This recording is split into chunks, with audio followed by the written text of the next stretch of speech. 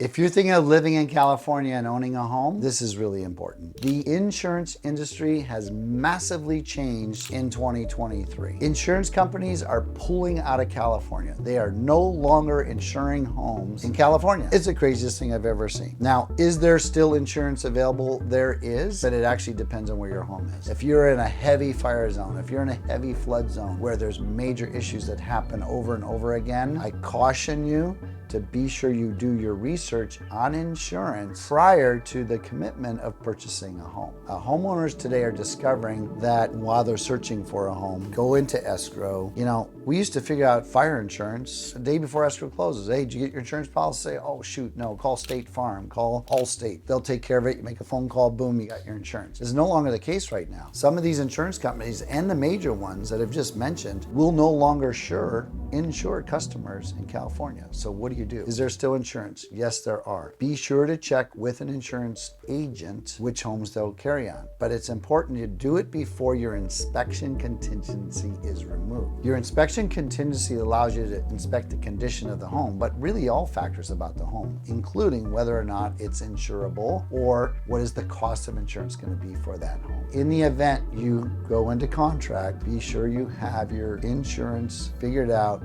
before the contingency is removed. Why is this going on? The claims in California have dramatically increased due to weather changes, fires that have been here, certainly in all throughout California. It's a mess out there, but everything's still insurable. I just sat down with an insurance broker who just retired, and he's happy he's retired because it's just hard for his brokers to get the policies they used to get. That was very easy. So call the major insurance companies, but there are also insurance companies out there that have that broker insurance that can go to multiple different kinds of companies that can still make sure that you can get insurance. But it's now becoming a bigger part of the decision process. It used to just be something you would do on the side, no longer. Put that first on your priority list as soon as you go under contract with a real estate transaction.